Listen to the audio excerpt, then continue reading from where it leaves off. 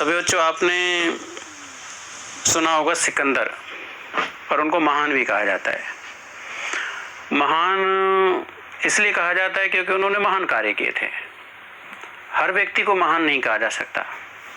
तो सिकंदर महान, एक बार क्या होता है कि उनके मन में एक विचार आ जाता है अमरत्व प्राप्त करने का, अमर होने का विचार उनके मन में आया। और अमर तभी हो सकता है व्यक्ति जब उसे अमृत की प्राप्ति हो। तो वो अमृत की प्राप्ति के लिए जगह जगह भटकने लगा, तलाश करने लगा। तलाश करते करते वो एक ऐसी गुफा में पहुंच गया जहां पर उसे अमृत मिल गया। बहुत प्रसन्न हुआ। उसको देख करके उसने तो ये मान लिया कि मैं बस अब अमर हो जाऊंगा। तो अमृत को जब वो पीने लगा, जैसे ही वो पीने लगा तो एक बहुत जोर से आवाज आई, रुको, इसे मत पियो। सिकंदर को बड़ा आश्चर्य हुआ कि मैं तो इससे अमर होना चाहता हूं, ऐसी कौन सी बाधा है, ऐसी कौन सी रुकावट है जो मुझे अमर नहीं होने देना चाहती।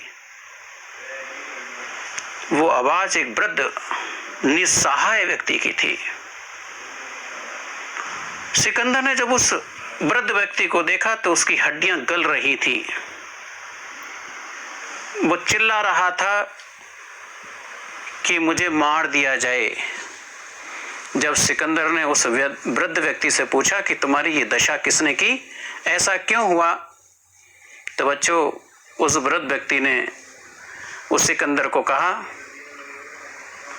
मैंने तुम्हें इसलिए रोका है कि यदि तुम इस अमृत को पी गए तो अमर तो हो जाओगे। मैं भी अमर हो गया, मैंने भी इस अमृत का पान किया था, इसी इच्छा से पान किया था, लेकिन आज मेरी दशा देख रहे हो तुम। मैं मरना चाहता हूं लेकिन मुझे कोई मार नहीं सकता क्योंकि मैं अमर हो चुका हूं। मेरी हड्डियों की दशा देख रहे हो कैसी गल रही हैं। मेरे दुख, मेरी पीड़ा को शायद तुम महसूस नहीं करते। यदि मैं भी ऐसा ही करना, तुम भी ऐसा ही चाहते हो, ऐसा ही बनना चाहते हो, मेरा जैसा देखना चाहते हो, इसका पान कर लो। सिकंदर को बड़ा आश्चर्य हो रहा है, साथ में उसके बाद समझ में आ रही है कि जो आज मैं महान हूं,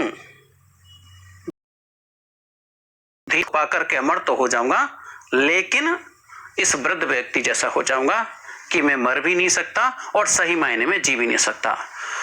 तो बच्चों, इससे हमें प्रेरणा लेनी चाहिए कि जो आज है हमारे पास, उससे जीवन का आनंद लें, आनंद उठाएं और संतोषी सदा सुखी जो है हमारे पास उससे संतोष करें, और जो ज्ञान है उस ज्ञान को तो बढ़ाएं। लेकिन ऐसा ना मान के चलें, ऐसा भविष्य की बात ज्यादा ना सोच करके चलें कि भाई मैं तो अमर हो जाऊंगा, मैं तो अमृत हो जाऊंगा, लेकिन जो है उसे हमें क्या करना चाहिए, स्वीकार कर लेना चाहिए। तो जो सामने रियलिटी है, उस रियलिटी को जब सिकंदर ने स्वीकार कर लिया था तो उसके दिमाग से वो अमृतत्व का भूत निकल गया, और निकलने के बाद वो वापस लौट करके आ गया। तो बच्चों, हमें भी ध्यान में रखना है कि हमें भी जो रियलिटी है, जो वास्तविकता है, उसे समझ लेना चाहिए। आपसे बातचीत